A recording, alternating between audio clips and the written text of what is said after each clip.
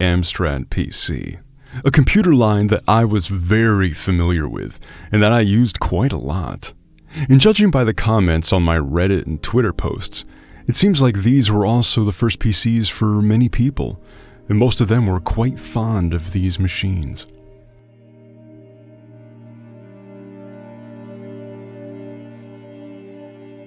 Back in 1988, I had the opportunity to play early MS-DOS games on the Amstrad PC 1640 at a friend's.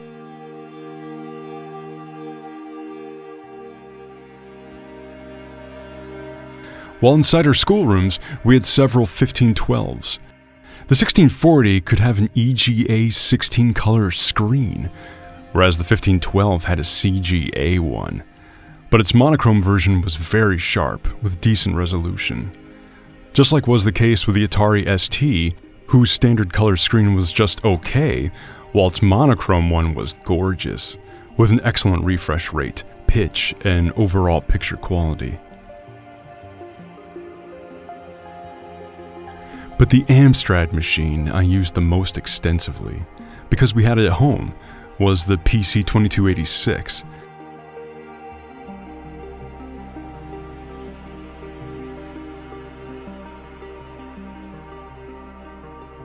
I spent countless hours playing on this computer in the early 90s, and all my pocket money went into buying those big box games. Some of which you've seen here, I never parted with, and they were along with me all those years. Others I had to buy anew. Don't throw away things that you spent so much time on. It's part of your past and priceless.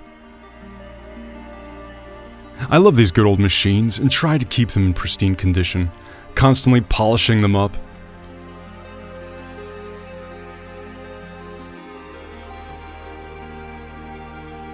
Now let's delve deeper into the history and technical details of these beautiful things.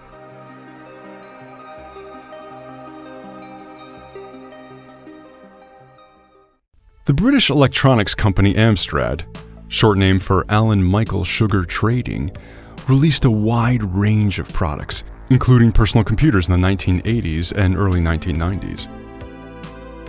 First, there was the CPC line, which began in 1984 with the CPC 464 and continued with the 6128.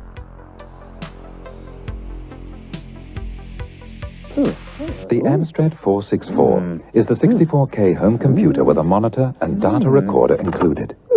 From around $429, only our competitors aren't having fun.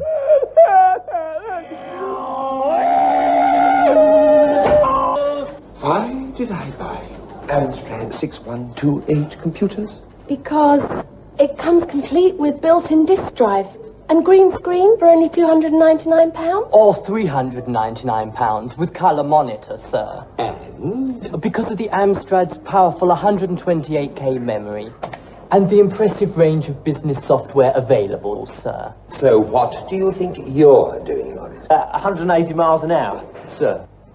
The Amstrad 6128. Who says business and pleasure don't mix? These machines were widely popular in Europe, and tons of games were developed for them. There were plenty in France, and since I grew up there in the 1980s, I can tell you that about half of my classmates who owned a computer had an Amstrad CPC. From the 3 million CPCs sold worldwide, 1 million were sold in France alone. Voici les micro-ordinateurs Amstrad. Amstrad's policy was to make computers directly usable as soon as they were switched on, even by people without computer knowledge, and to sell them with monitor included for the same price as a Commodore 64 without one. Les micro-ordinateurs Amstrad.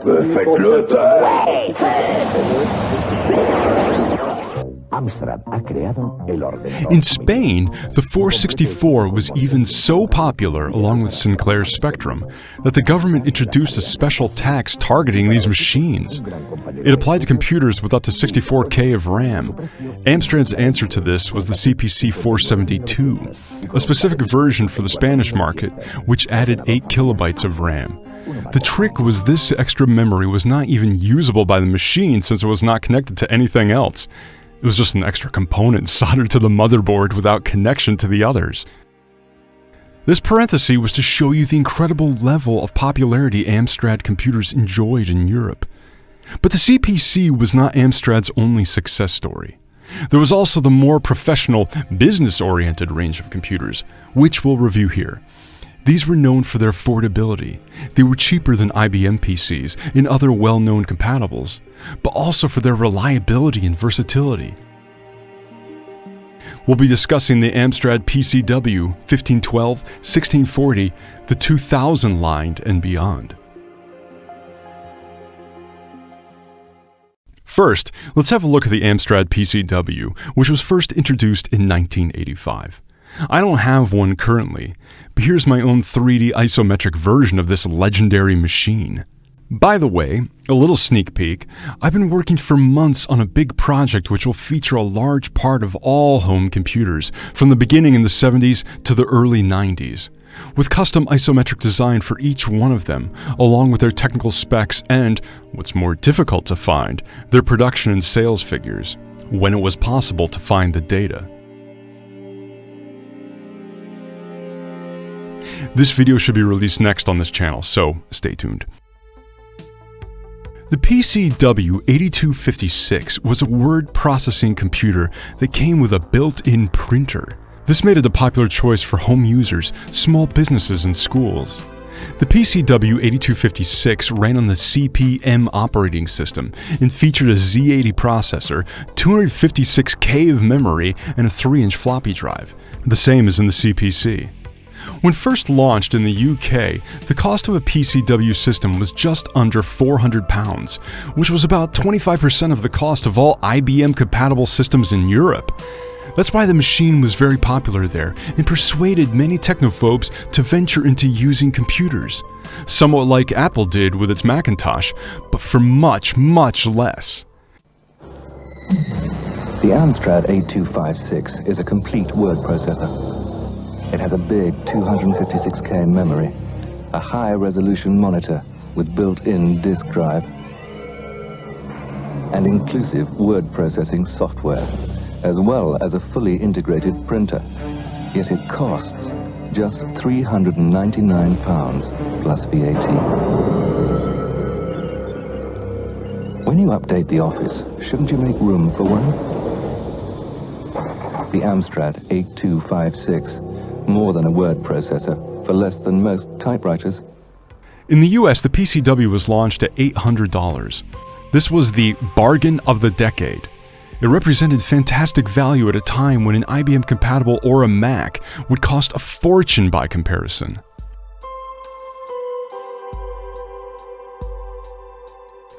In 1987, the PCW line was updated with the 9512, which doubled the RAM, and in the 1990s, other models were released.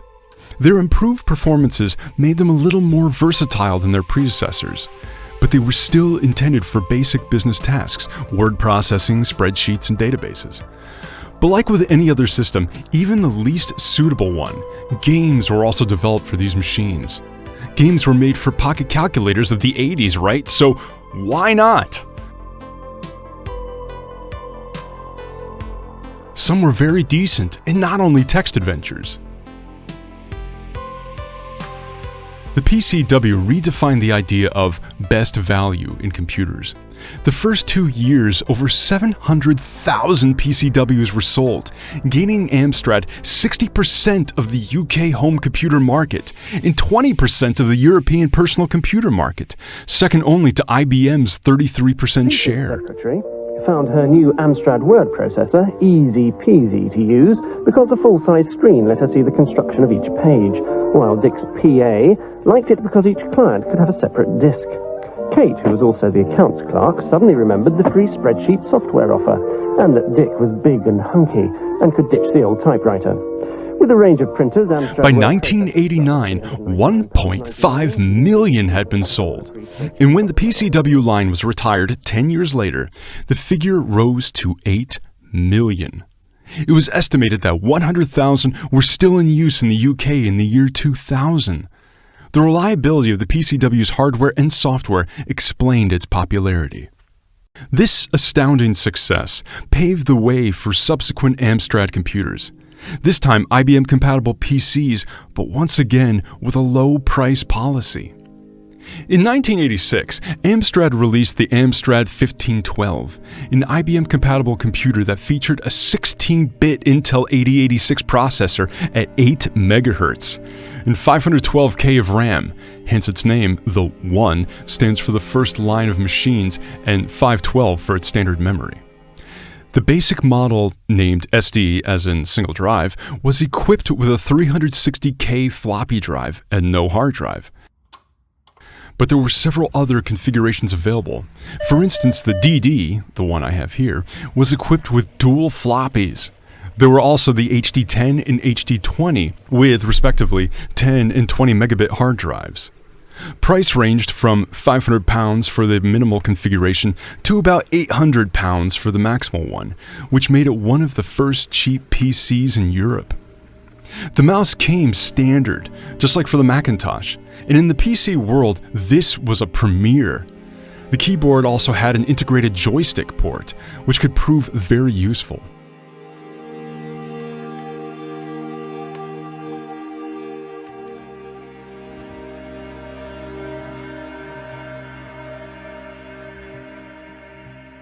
But the mouse and keyboard connectors were completely custom to Amstrad.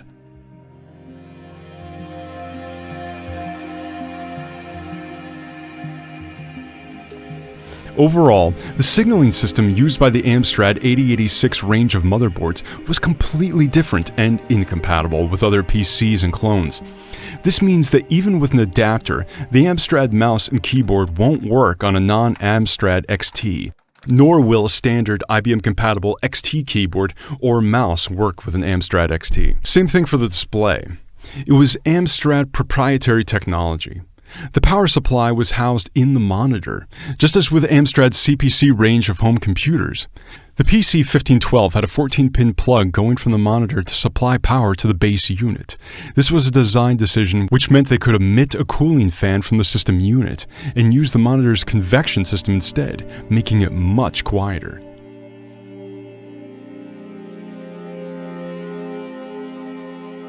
Two options were available.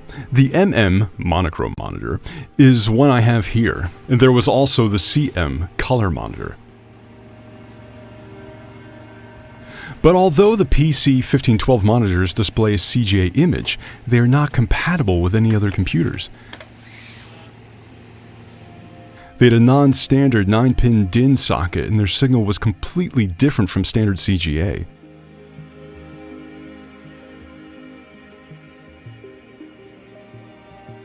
On the other hand, their enhanced CGA graphics capability allowed for up to 16 colors with a 640 by 200 pixel resolution.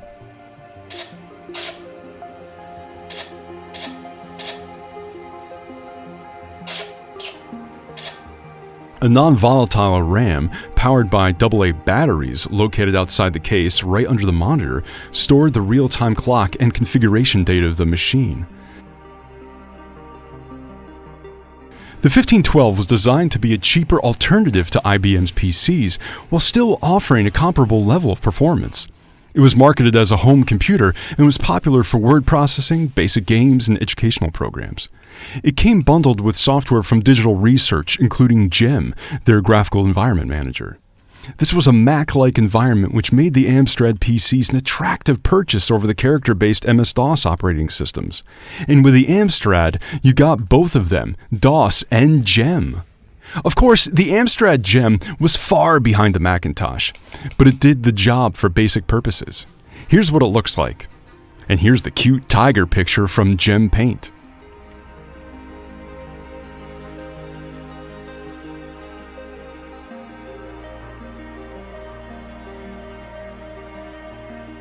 The 1512 had an internal speaker for sound like other IBM compatibles, but in this case, you could moderate the loudness directly by a physical volume control button, which was very convenient.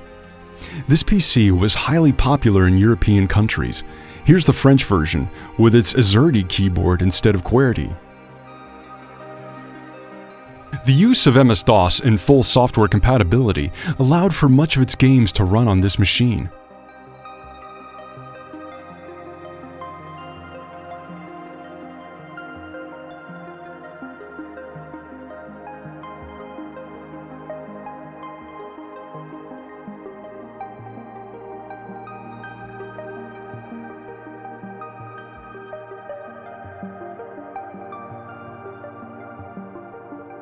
But of course, the monochrome mode is a serious limitation for some of them. Here, with Battle Chess, the only possibility to distinguish between black and white is to look where the pieces are facing. Of course, there was the 2D mode which allowed a clear distinction, but the game loses its interest without battles between pieces.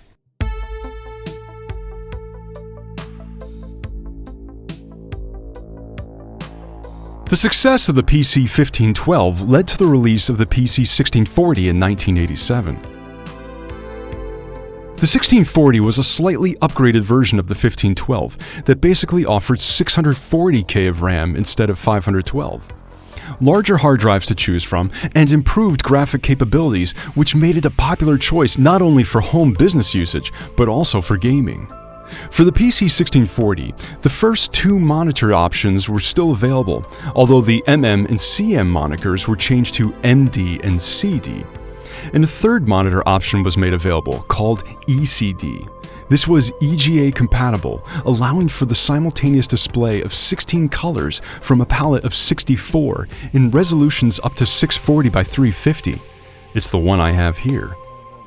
The 1640 had a more standard 9-pin D-type socket than the 1512, but you could neither use a 1640 monitor on the 1512 PC nor any other computer. In both the 1512 and 1640, the embedded graphics circuits didn't dictate the quality of the output image, the monitor did. The 1512 was basically CGA in either mono or color, and the PC 1640 was either Hercules mono or color CGA or color EGA. The EGA graphics were provided by a chipset manufactured by Western Digital and sold by Paradise Systems. There was 256K of onboard video DRAM. Of course, EGA color changes everything. As I pointed out in my VGA Revolution video, the gap from EGA 16 colors to VGA 256 color was a really significant one. But the one from CGA 4 color to EGA 16 was arguably an even more important one. Based on my experience, any game can be enjoyable enough in EGA, almost as much as in VGA. But that's not always the case in CGA colors or monochrome. Here's the same tiger from Gem Paint, this time in 16 color, right next to the monochrome one. And here's Budokan, the Martial Spirit. This game was one of the first to offer a very good VGA 256 color version, but just look how it manages the EGA 16 color.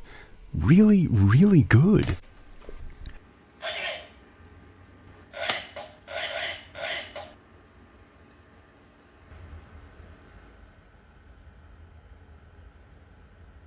Battle Chess also looks very good in EGA, as you can see. No problem with 3D mode, everything's there.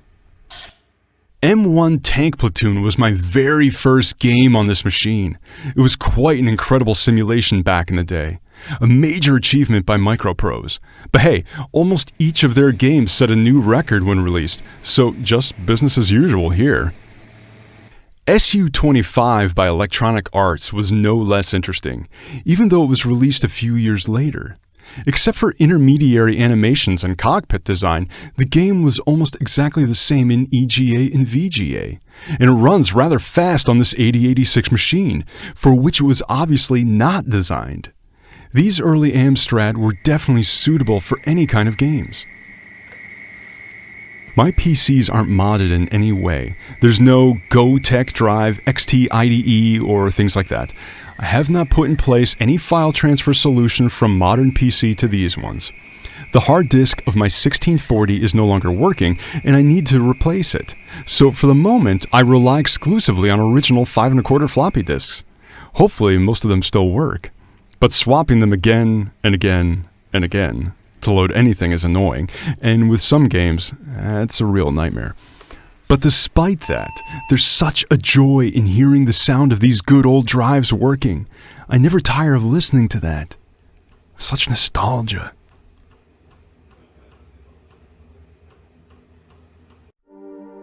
The PC 1512 and 1640 overall design was compact and visually appealing. The silence due to the absence of fans was a significant difference compared to the quite noisy PCs sold at the time. The only exception was the ECD monitor, which used a fan. You can clearly hear the difference in comparison. As I use my 1512 silent configuration as opposed to the 1640 ECD, which is significantly noisier. With these machines, Amstrad changed the landscape of the PC-compatible market, setting the benchmark for others. Yet by the time the 1640 arrived, in June 1987, the PC market was changing rapidly. Intel had already released their second and third generation microprocessors, the 286 and 386 respectively, and prices were beginning to come down. 286-based PCs were no longer costing £1,000. IBM had also launched the PS2 range of computers. That's why shortly after releasing the 1640, Amstrad decided they needed a new range to compete with the new IBM models. The PC 2000 series would replace the 1000 series and keep with the ISA-bus architecture, instead of using IBM's new MCA architecture. But would it succeed? In 1988, Amstrad released the Amstrad 2086, which featured a completely redesigned plastic case, a VGA output, and a 3.5-inch floppy drive standard that could read 720K diskettes. But it essentially remained an XT PC since its processor was still the old Intel 8086 processor. Fortunately for Amstrad, this also already outdated model was followed shortly by the next in the line, the 2286, which had a 286 processor and a 1.44 megabyte floppy drive. This was the precise model I had back then. Amstrad PC 228640 with a 12 megahertz processor, 1 megabyte of RAM expandable to 4, and a 40 megabyte hard disk.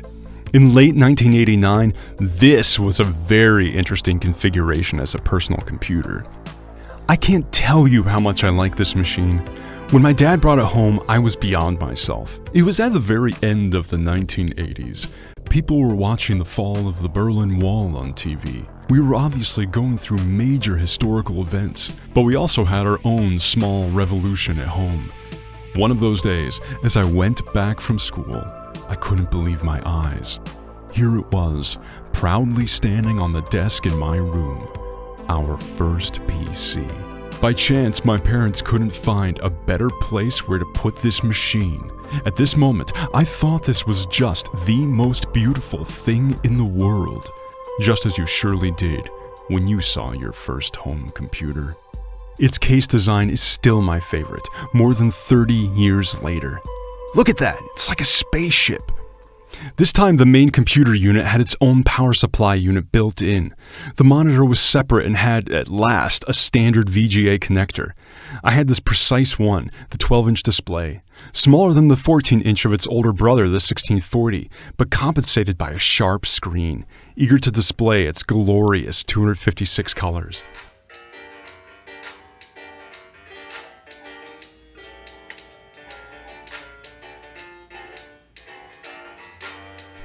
I lost count of all the games I bought for this PC and count of days playing them.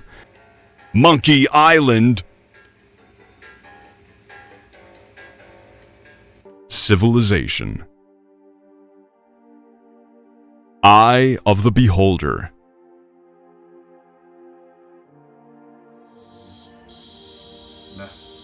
F-19 Stealth Fighter.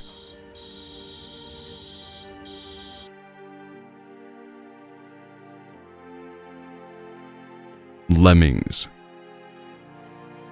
Loom.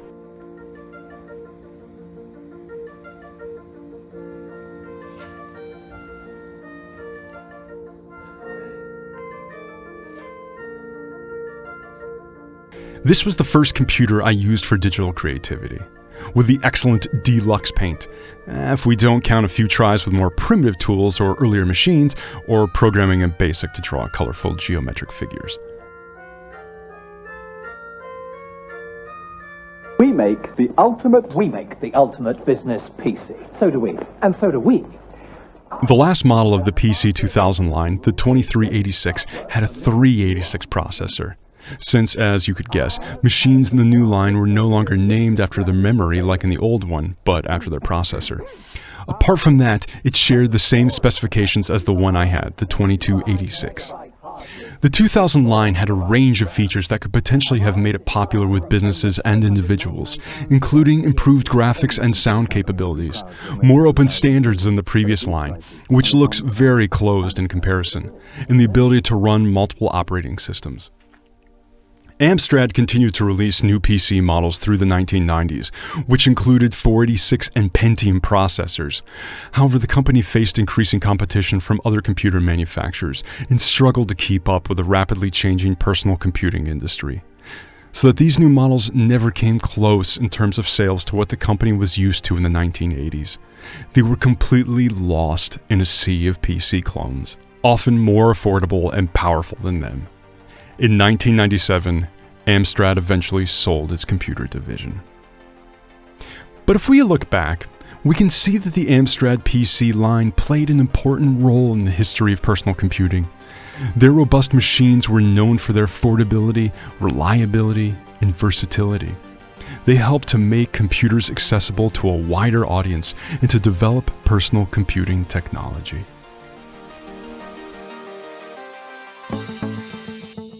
Get ready to revisit the golden age of gaming. Join us as we journey back in time to experience the nostalgia and excitement of playing classic games from the 80s and 90s. We'll be diving into the world of retro gaming and showing you how these timeless titles still hold up today.